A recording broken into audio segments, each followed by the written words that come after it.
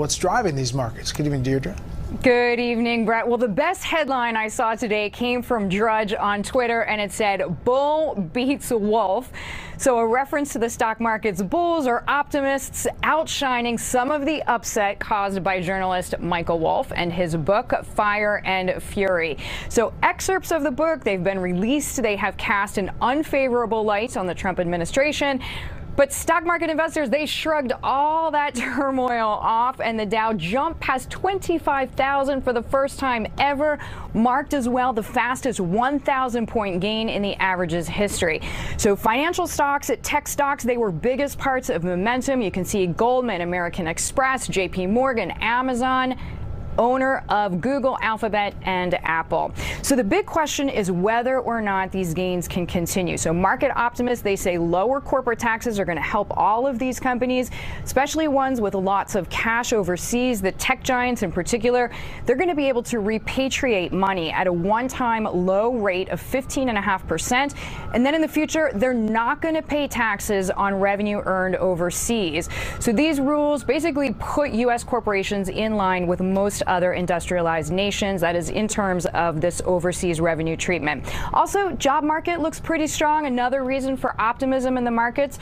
We're going to get a new report out tomorrow, and economists that we surveyed say that payrolls probably grew last month, 190,000 workers with even fewer layoffs than previous months. So a lot of reasons for optimism. Bret, back to you. Hard to believe. Deirdre, thank you. President Trump and his lawyers today demanded a stop to the publication of that new book that skewers the president and his administration. Late this afternoon, the book's author tweeted that the publisher has, in response, moved up the pub date, making that book available tomorrow. Ending the tweet, quote, "Thank you, Mr. President." And the high-profile spat with the president's former chief strategist, Steve Bannon, may now cost Bannon his current job. 2 days of fallout from a book written by an author given access and interviews in the first days of the Trump administration. Correspondent Kevin Cork is following the latest developments and joins us from the North Lawn with the story. Good evening, Kevin. Hey there, Bret. A day after the president released a statement suggesting that Steve Bannon had lost his job, then lost his mind, today he was asked about his former chief strategist, and as you can well imagine, his response was predictably terse.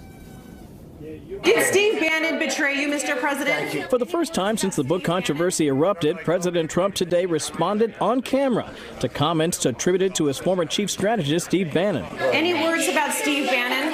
I don't know. He called me a great man last night, so, you know, he obviously changed his tune pretty quick. All right, thank you all very much. Thank you. I don't talk to him. I don't talk to him. I don't talk to him. That's just a misnomer. Thank you. The president's ire raised by the forthcoming book, Fire and Fury, in which Bannon and the book's author Michael Wolff make a number of claims, some of which were so objectionable that the president's lawyers sent a cease and desist letter to the book's publishers, calling on them to halt its release, saying the book contained false and baseless statements and gave rise to defamation by libel, including a claim that the president used to brag that getting a friend's wife into bed made life worth living. Bannon reportedly said the president's daughter Ivanka was as dumb as a brick and claimed the president ate McDonald's because he fears being poisoned otherwise. Bannon also predicted that there would be a 1 in 3 chance the president would either be impeached, resign, or limp to the end of his term. Several people quoted in the book have already refuted its claims. Bannon was also hit with a cease and desist notice from the president's lawyers today, accusing him of repeated violations of the terms of his separation, including comments attributed to him in that forthcoming book. Despite the controversy, Bannon said he remained committed to the president's agenda. Don't worry, there will be no daylight between the agenda, Donald Trump, and the folks at Breitbart, and the show and the website. The president of the United States is a great man. You know, I support him day in and day out. In an op-ed in The Hollywood Reporter, the book's author said he based his reporting on hundreds of interviews, including recordings to back them up. White House officials are admittedly weary of discussing the book. But I'm not going to waste my time or the country's time going page by page talking about a book that's complete fantasy and just full of tabloid gossip, because it's sad, pathetic, and our administration and our focus is going to be on moving the country forward. Wolff's restricted but frequent access to the White House may have also helped to reinvigorate the implementation today of a policy barring the use of personal cell phones in the West Wing. Bret, as you alluded to at the top of the piece, the blowback continues against Mr. Bannon. There are multiple reports tonight that the Mercer family is distancing themselves from him. They are among his most important financial backers. This as the Breitbart board is said to be considering Bannon's removal. Bret? Kevin Cork live on the North Lawn. Kevin, thank you. Much more on this with the panel. The Trump administration is moving to significantly expand offshore drilling from the Atlantic to Arctic in the largest single expansion of offshore drilling activity ever proposed. The 5-year drilling plan would open up federal waters off the California coast for the first time in more than 3 decades and could also open new areas of oil and gas exploration from Georgia to Maine. The move is already drawing some criticism from both sides on Capitol Hill. Keeping the government funded could come down to one key issue, and time is running out to try to solve it. Chief Congressional Correspondent Mike Emanuel has our report from the Hill.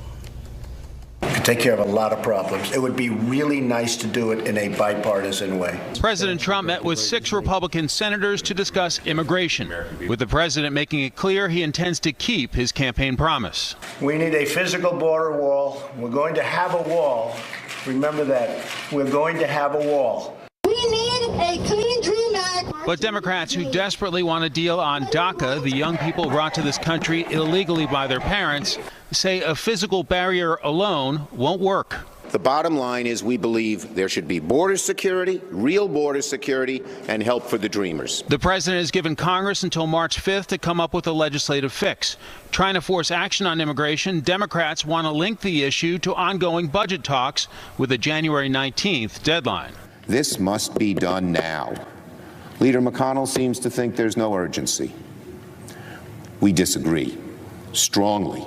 Every morning they wake up with a pit of fear in their heart that they will be deported. Lindsey used to be a great enemy of mine. Now he's a great friend of mine. At the White House, South Carolina Senator Lindsey Graham emphasized this president has a chance to do something big on immigration. Obama couldn't do it. Bush couldn't do it. I think you can do it. There's a deal to be had. If you want it bad enough, we'll get it. It'll be good for the country. Everybody's got to give a little bit. Some senators at today's meeting say they expect the next step to be a bipartisan meeting at the White House early next week, where they'll be looking to find agreement on border security and enforcement. Bret? Mike, news today on the health care front has Democrats really furious about Obamacare being undermined. What about that? Well, that's right. Republicans have long argued that being able to buy insurance across state lines would increase competition and lower prices. The Department of Labor is out with a proposed rule expected to impact about 11 million Americans, mostly small businesses and self-employed. It would allow them to team up as part of associations to buy insurance together, presumably getting better prices. Critics note it would allow for selling stripped-down plans that don't have all the benefits of Obamacare, which also would presumably be cheaper. The public now has 60 days to comment on this proposal. Bret? Okay, we'll follow it. Mike, thank you.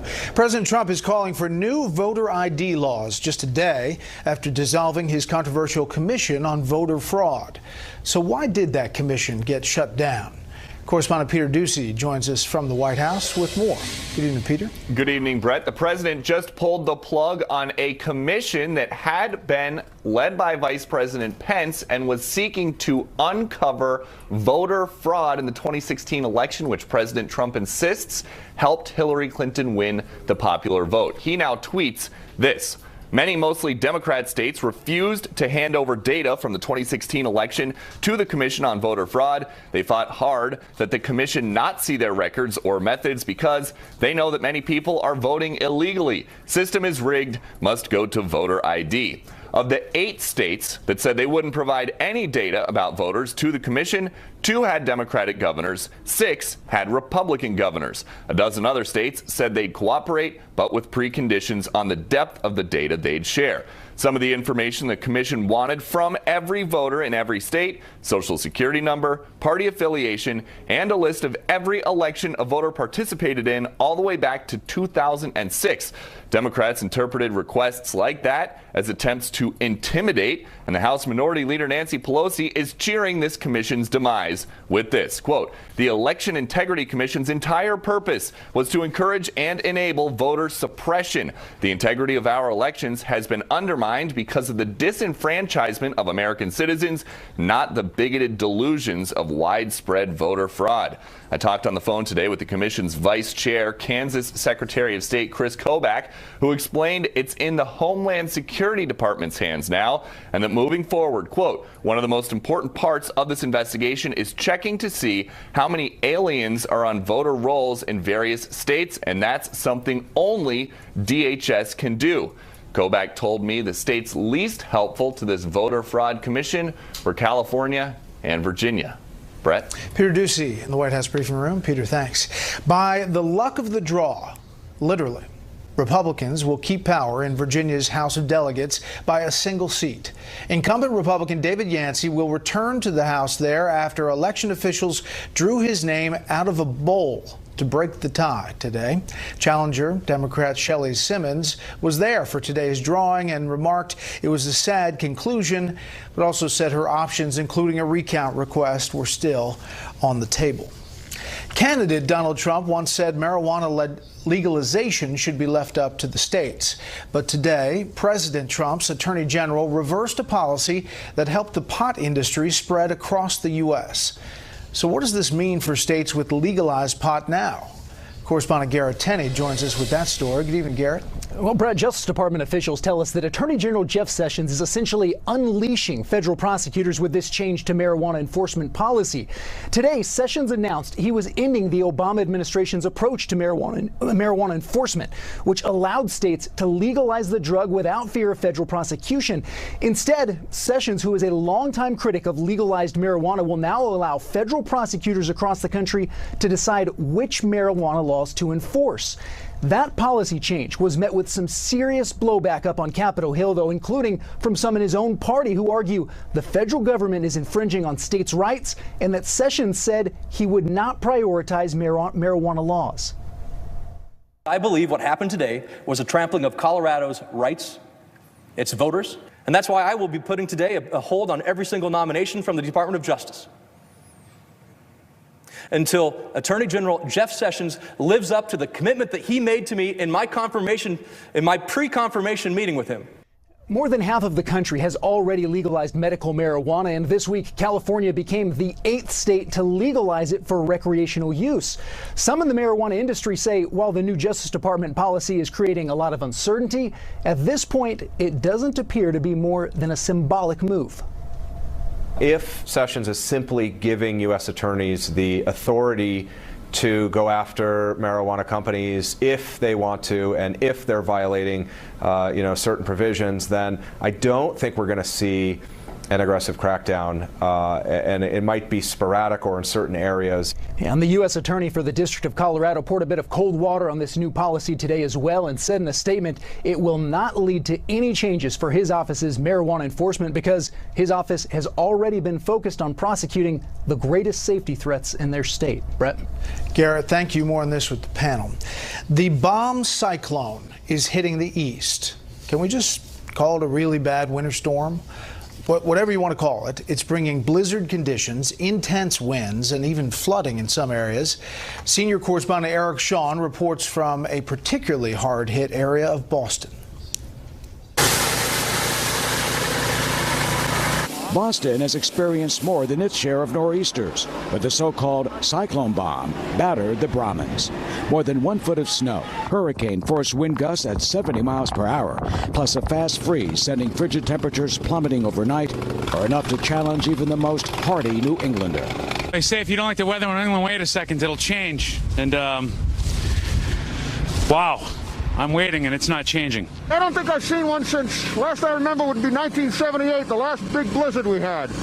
Major flooding swamped coastal areas, especially on Cape Cod. A downtown Boston street was turned into an ice flow. Thunder snow and lightning send chunks of dangerous ice flying in the air. Major highways remain impassable. More than 4,000 flights have been canceled. While the blizzard conditions forced many businesses to close, more than 100,000 homeowners and counting lost power. The outages are expected to last for days. The rare snowfall also paralyzed a large swath of the south. The palmetto-lined streets of Charleston received more than 5 inches. It's pretty wild. I've never seen palm trees with snow on them before. Underground pipes burst in Jackson, Mississippi. North Carolina Highway Patrol responded to more than 700 crashes. And sadly, the storm led to the loss of life in the region unaccustomed to unforgiving snow conditions. 2 men died when a pickup truck overturned in a creek in Moore County. But it is the winds, with the intensity of a hurricane, that have shut down much of New England. Don't see what the storm looks like. Don't see what the flooding looks like, because you're just going to become an obstacle.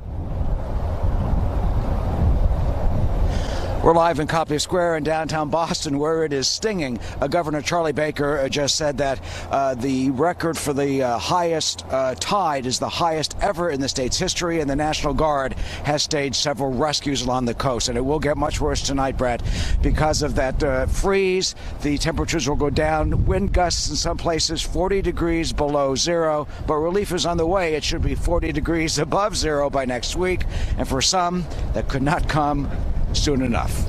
Bret, back to you. I think your glasses are frosting there, Eric. Get inside. Thanks, buddy. Next, we're getting word from the Pentagon, by the way. 500 National Guard members called up to help with the bomb cyclone storm along the east coast of the United States, just coming in from our Pentagon team. Up next, another cautious step forward in easing tensions between the Koreas. First, here's what some of our Fox affiliates around the country are covering tonight. Fox 32 in Chicago, where a federal judge has ruled that the way the city's police department expanded its body camera program last year violated state labor law. The judge issued a recommendation this week for Chicago to comply with state law by working with the police union about safety and disciplinary matters surrounding the body camera expansion. The ruling does not prevent officers from wearing the cameras already issued. Fox 40 in Sacramento, where California lawmakers announced this week they will form a committee to create sexual harassment policies and look at how they investigate claims and protect employees who bring forward complaints. The committee will hold its first hearing later this month. And this is a live look at Seattle from Fox 13, our affiliate there. One of the big stories there tonight, the National Transportation Safety Board, the NTSB, says December's deadly Amtrak crash could have been prevented. Safety Board said if a safety system known as a positive train control had been operational, it could have saved lives. 3 people died, 70 were injured when the train crashed and went over an overpass while going nearly 80 miles an hour. That's tonight's live look outside the Beltway from Special Report. We'll be right back.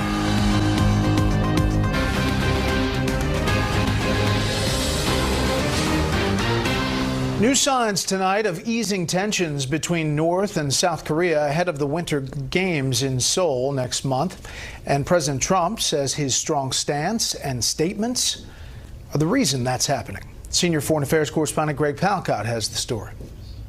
The U.S. is holding fire in the hot crisis involving North Korea by agreeing to delay joint U.S.-South Korean military exercises until after the Winter Olympics beginning next month in South Korea. It's a delay the South wanted. North Korea hates the drills. The U.S. have been reluctant to halt them. We've got to demonstrate to them that we are absolutely not interested in North Korea's regime change. Toning down the exercises will be a step in that direction. The agreement coming in a phone call between President Trump and South Korean President Moon. Following a proposal from Kim Jong-un to send North Korean athletes to the Games, South Korea offered to hold talks along the DMZ. A hotline between the two sides was again used today. While there's no confirmation of a meeting, President Trump claimed credit in a new tweet. Does anybody really believe that talks and dialogue would be going on between North and South Korea right now if I wasn't firm, strong, and willing to commit our total might against the North? In Pyongyang, there was a well-orchestrated show of support for Kim Jong-un's message. Overtures to South Korea, but tough talk against the U.S. The missile and nuclear arsenal, which Kim Jong-un promises to build up, is a threat to neighbor Japan as well. That country's leader promising to do his own fortifying. We will strengthen our defense capabilities, not only to secure the peaceful livelihood of our citizens, but a necessary means to protect them. Japanese Prime Minister Abe is proposing that North Korea drop its banned programs, a sentiment not exactly expressed in Kim Jong-un's message this week. Bret. Greg Palcott in London. Greg, thanks. The Trump administration condemned Iran today for cracking down on protests, and the U.S. Treasury Department announced new sanctions on 5 Iranian entities that Treasury officials say support Iran's ballistic missile program. Treasury Secretary Steven Mnuchin accuses the Iran regime of prioritizing its missile program over the economic well-being of its people. This as the exiled Iranian crown prince told Fox News today he hopes the protests now in his homeland are different from those in 2009. Let me be clear on what the messages then was, addressed to none other than President Obama himself. The chants on the streets in 2009 were Obama, Obama, ya ba una, ya ba ma, which in Farsi means you're either with them or with us. It was directly addressed to the President of the United States. In other words, take a position. This is crucial, and it could be a historic moment in time where the face of the entire Middle East could change as a result, either for the better or for the worse. State Department officials say Iran's government has jailed more than 1,000 people and is killing those brave enough to protest in the streets. At least 21 protesters are believed to have been killed so far. The war in Afghanistan that began after the U.S. was attacked on September 11, 2001, goes on today. And in this new year, a stark reminder that U.S. troops stationed there are still very much in harm's way. National security correspondent Jennifer Griffin reports from the Pentagon on America's longest war and where we go from here. As the Afghan war approaches its 17th year, the body of the latest service member killed in action returned home. Vice President Mike Pence was at Dover Air Force Base in Delaware to greet the remains of Sergeant First Class Mihail Golan, a 34-year-old Latvian immigrant from Fort Lee, New Jersey. Golan was killed on New Year's Day near the Pakistan border in an area not far from where the U.S. dropped the mother of all bombs last year. 8 years earlier, Sergeant Golan served on the same Pakistan border, shown here, manning a tube-launched, optically tracked, wire-guided missile to track militants crossing the border from safe havens on the other side. Today, the State Department announced it was cutting more than $255 million in security aid to Pakistan, a punishment for its ongoing support for the Taliban. We consider them to be destabilizing the region and also targeting U.S. personnel. The United States will suspend that kind of security assistance to Pakistan. Defense Secretary Jim Mattis was asked whether he worried Pakistan would close the vital supply lines and border crossing used by the U.S. military into Afghanistan. We have had no indication of anything like that. Since President Trump took office, the number of U.S. troops in Afghanistan has doubled to 16,000. The White House announced a new strategy for Afghanistan in August. We vowed to win this war on our terms, on this soil. The top U.S. commander said he now has more leeway to pursue the Taliban. We've used air power, dropped more munitions this year than any year since 2012. The Taliban now control half of Afghanistan. Bret? Jennifer Griffin at the Pentagon. Jennifer, thank you. Up next, a constitutional showdown related to the Russia investigation averted for now. With the still developing story tonight. Good evening, Catherine. Well, thank you, Brett. The letter obtained by Fox News confirms that as part of the deal, House investigators will get access to all remaining documents without redactions by tomorrow. And 8 key witnesses, part of former Director Comey's inner circle of advisors, will be interviewed this month. Those witnesses include demoted FBI agent Peter Strzok, who sent anti-Trump text messages, FBI lawyer Lisa Page, with whom Strzok was having an extramarital affair, as well as FBI General Counsel James Baker, who was reassigned. And new to the list is the FBI's head of counterintelligence, Bill Priestap, who Comey testified made the decision not to brief Congress about the Russia case during last year's election. Republican Chairman Devin Nunes writes the committee is extremely concerned by indications that top U.S. government officials investigating the Trump campaign relied on unverified information in the Democrat-funded dossier. These witnesses are directly tied to allegations of political bias. And today, former Justice Department officials said the Bureau hasn't been held to this level of scrutiny. The FBI in particular is not used to having its inner discussions kind of brought to light. And I think that's of huge concern for probably people at the FBI. Meantime, a House Intelligence Committee Democrat accuses Republicans of limiting resources, and without giving specifics, the congressman alleges legal violations. Do you believe that you heard evidence of crimes committed by members of this administration? Yes. Do you believe that your Republican colleagues understand those to have been crimes, potential crimes? I think some folks have decided to just bury their heads in the sand.